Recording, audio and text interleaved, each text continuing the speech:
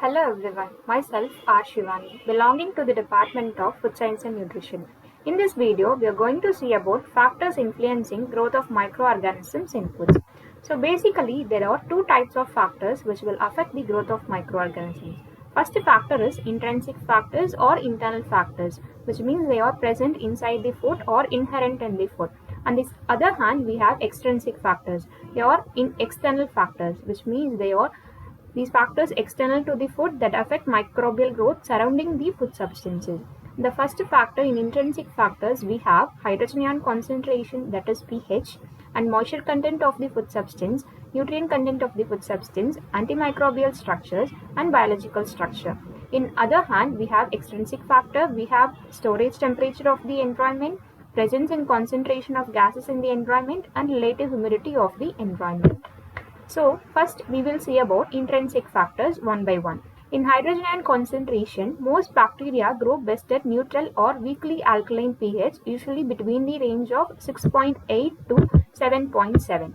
And other microorganisms like yeast and mold, they can grow best at within the range of 1.5 to 11 in case of mold, and in case of yeast, they can grow best in the range of 1.5 to 8.5. So the tabular column depicts the type of food substance and the range of pH values belonging to the food substance.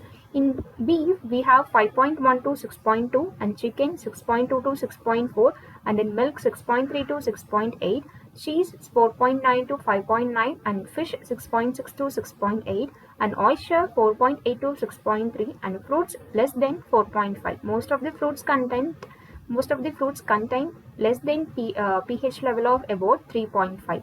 And last we have vegetable, it contains 3 to 6.1. And based on the pH content of the microorganisms it can grow, we are classifying it as acidophilic microorganisms and alkaline microorganisms. In acidophilic microorganisms, these microorganisms can grow best at the pH range of 2. And for example, yeast and mold can grow best in the range of acid conditions. And in case of alkaline microorganisms, Vibrio cholerae can grow best in the range of alkaline conditions. Most bacteria are killed in strong acid or strong alkali conditions. Exception, mycobacteria can prefer strong acid or strong alkaline conditions. And the next factor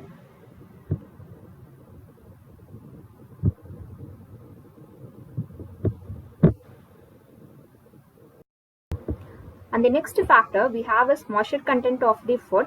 It is otherwise called as water activity. That is AW, we will call it as moisture content or water activity of the food. The effect of moisture content is in terms of water activity, the amount of free water present in the food medium. The amount of free water is important for growth of the microorganisms in food. If there is lack of this free water, microorganisms will not able to grow for their growth. And the next factor in intrinsic factor or in nutrient content of the food.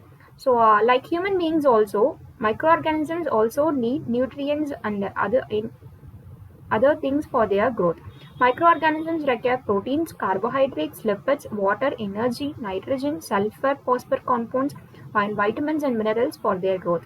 So foods such as milk, meat and eggs contain a number of nutrients. So these foods are rich in protein, so they contain number of nutrients. These nutrients are helpful for microorganisms for their growth. So these foods are hence susceptible to microbial spoilage. And the next factor we have is antimicrobial substance. In antimicrobial substance in food inhibit the microbial growth. For example, in egg white we have lysosine. It prevents the antimicrobial entry into the egg white. And in case of milk, we have lactonin compound and anticoliform factors which will also inhibit the growth of microorganisms in the milk. And the last factor in intrinsic factor is biological structures. So in biological structures, we have, for example, in meat, we have fascia, skin and other membranes for which helps for preventing the microbial entry. And in eggs, we have shell membranes and inner membranes that prevent the yolk and egg white from infection. So far we have seen intrinsic factors or internal factors. In this internal factors, we have seen 5 factors which will affect the growth of microorganisms in foods. And the next factor is extrinsic factors. So extrinsic factors are present externally to the food, which are not present inside the food. So the first factor is storage temperature of the food. The growth of microorganism is also affected by environmental conditions. So microorganisms can be divided into following groups depending upon their optimum temperature of growth. And the first classification is psychrophiles. The psychrophiles microorganisms can grow best at 20 degrees Celsius, but also down to minus 10 degrees Celsius also in frozen and unfrozen media they can grow. So the psychrophilic temperature is 20 degrees Celsius and minus 10 degrees Celsius in unfrozen medium. Examples of psychrophiles bacteria and psychrophile molds have been listed here. The bacteria which are belonging to the psychrophiles are Achromobacter, Flavobacterium, Pseudomonas and Mucobacter. And the second one, molds which belonging to the psychrophiles are Penicillium, Cladosporium and Mucor. And the second classification is mesophiles. The mesophilic organisms can grow best at the range of 25 degrees Celsius and 40 degrees Celsius, but at the optimum temperature is 37 degrees Celsius, which means that it can grow in the room temperature itself. And the third classification is thermophilic bacteria. Thermophilic microorganisms, they can grow best in the range of 45 degrees Celsius, but it can grow up to for 80 degrees Celsius also, it can maintain their growth. For example, Bacillus stereothermophilus, which is present in the milk, they can be survived in the temperature range of 135 degrees Celsius for 2 seconds. In milk, we will be doing pasteurization. One of the technique for pasteurization is ultra high temperature. In ultra high temperature of the milk also, this Bacillus stereothermophilus bacteria can survive in the temperature range of 135 degrees Celsius. And the next factor and extrinsic factor is concentration of gases in the surrounding environment of the food. So this relates to the presence and concentration of gases in the food environment. Various microorganisms require for growth either high oxygen tension, low oxygen tension or absence of oxygen, which means they can be aerobic, they can be microaerobic, which requires low oxygen oxygen concentration, and also another one is anaerobic. In absence of air also they can survive.